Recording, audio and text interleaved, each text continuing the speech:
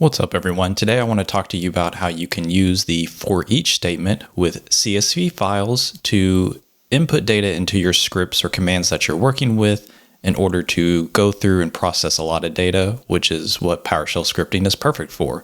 This video is based on a blog article that I wrote that I will link to down in the description. Let's get started by taking a look at VS Code here. On the right, I have an example CSV file.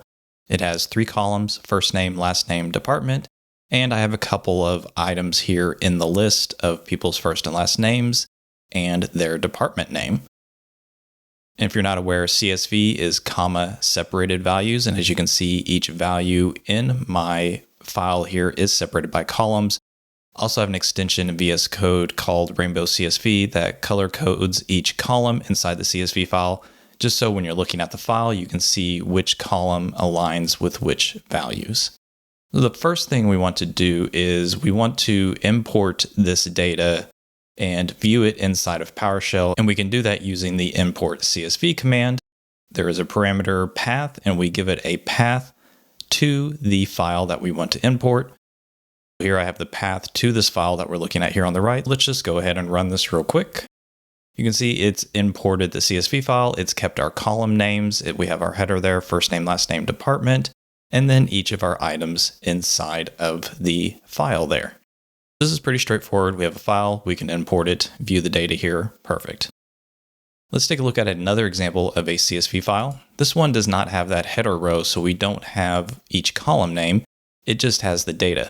You can still import this. What you can do is first create a variable here. You see it on line 8 called header, and we'll put in each name of our columns that we want. So we have first name, last name, department, each closed in quotes and separated by commas. You can even have spaces in between the comma and the item there.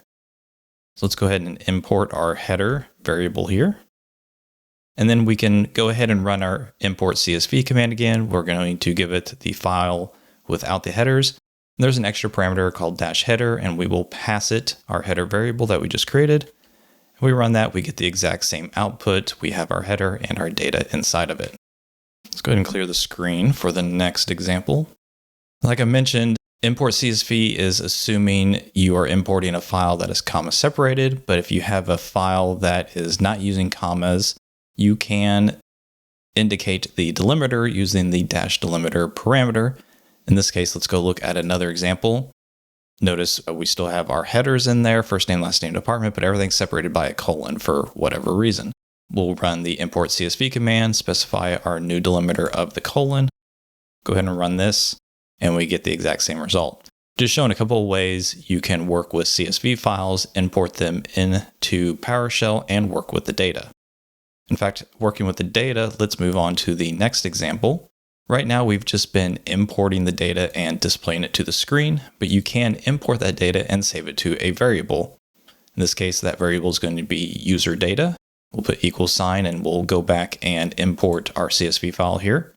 And then we can output the result of that, or the value of the variable, which is exactly what we've been seeing when we just import it without saving it to a variable. Now, the thing with this variable that we now have that has all of our data stored in it is it contains each item in our list or in our file, and each column name is now a property. It's a custom object. So if we run this against getMember, notice the last 3 entries here. We have department, first name, last name, which lines up with the columns we have in our file, and each of those are a note property, or just a property, and its type, they're strings for each item in our array here, or collection. And we can access these different properties just using dot notation. We can say, let's look at all of the user data and our list of departments. We have a list of our 4 different departments there. Same thing with first name. We can look at everyone's first names and output that to the screen. Along with this, after importing and saving it, we can now do filtering on those different properties. Maybe I want to look at everyone whose department equals accounting. So I can take user data, pipe that to the where object, and put in my filter clause there. And as we can see, that is just Maggie Smith. As we just mentioned, user data has all the data that's inside of our file. Maybe you want to just work with a specific item in that collection or array, and you can use this using the square brackets and using indexes. All these arrays and collections, they start at 0. So if you want to view just the first item in there, you can do bracket 0. If we run that, it pulls back my information, and that's the first one in the file here that we have. You can also view a range, maybe the first item to the second item. That's Jeff and Maggie's data here. One really cool thing is you can do -1, which will get you the last item in the array or collection, which is maybe super helpful. You want to see what was the last item maybe you added to it. And if you do -1, we can see that is Mike Simpson. Let's move on to talk about the ForEach statement. This allows you to loop through or iterate through a collection. The basic syntax is ForEach, and then inside parentheses, we have item in collection. In this case, the collection variable has already been created. It should already exist. And the item variable here is one that you define. You can call it whatever you want. You don't have to define it beforehand. But that $item, or what's in the first part of the end statement, is going to define how you access each item in the collection or array. And then you have square brackets, and you perform whatever actions you want to perform on this data. Usually what I'll call the collection variable should be plural, or maybe it should be called something like all numbers. And then your singular item there is $number to indicate the one item that you want to work with throughout the collection at a time.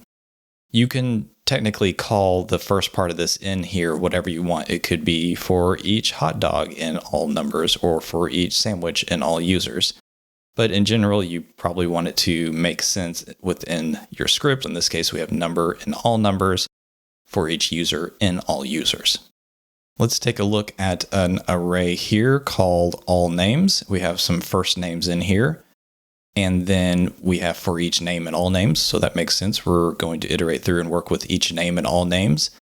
And that's how you reference the current item that you're working with. In this case, in our statement in the ForEach, we're just outputting to the screen what is the current item that we're working with.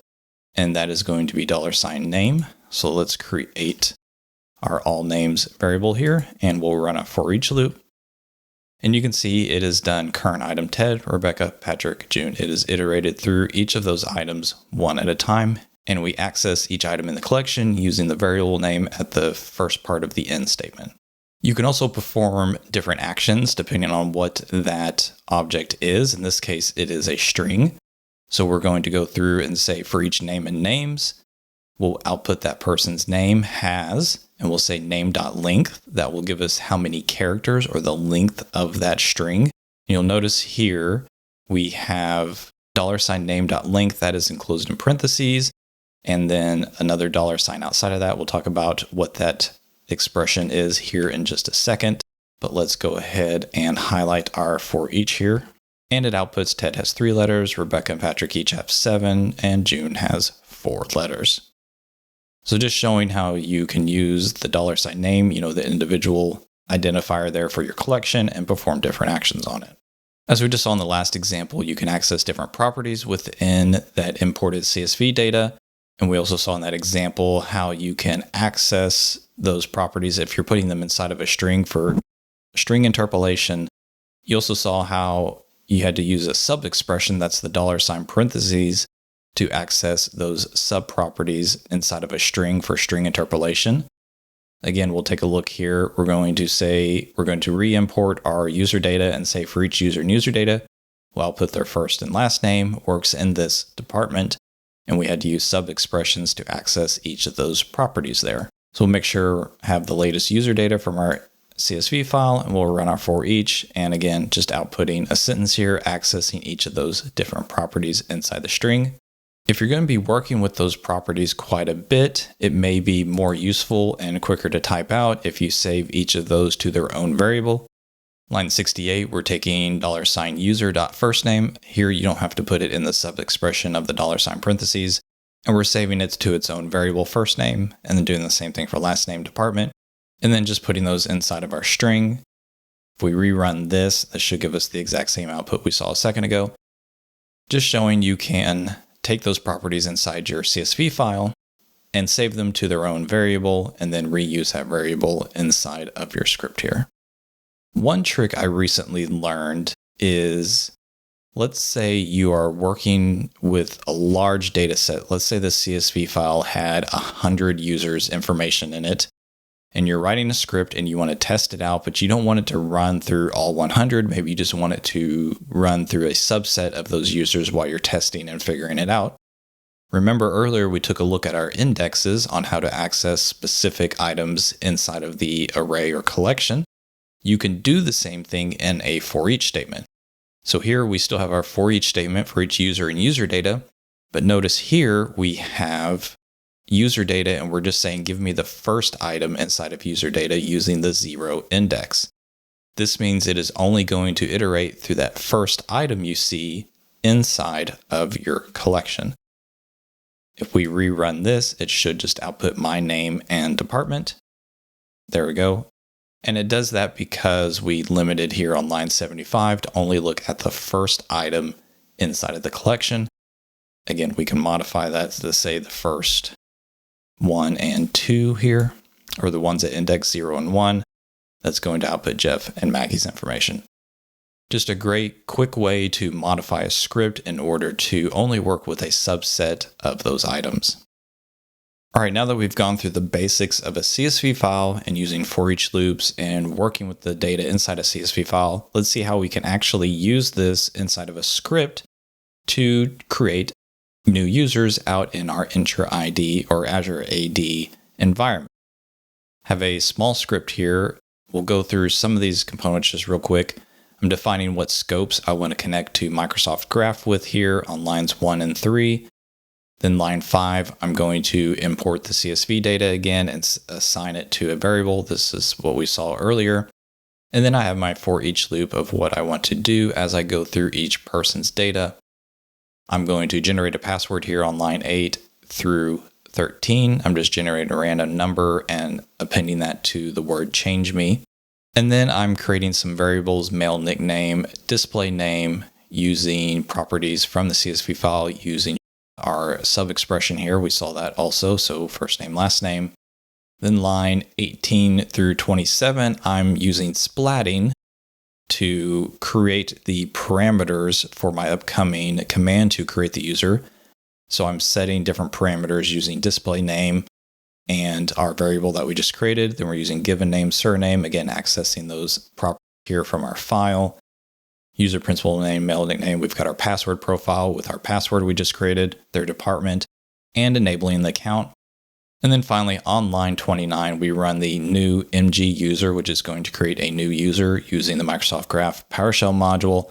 And then at new user params is just referencing the hash table created on line 18, which contains all of the parameters that we want to use and their values for this command.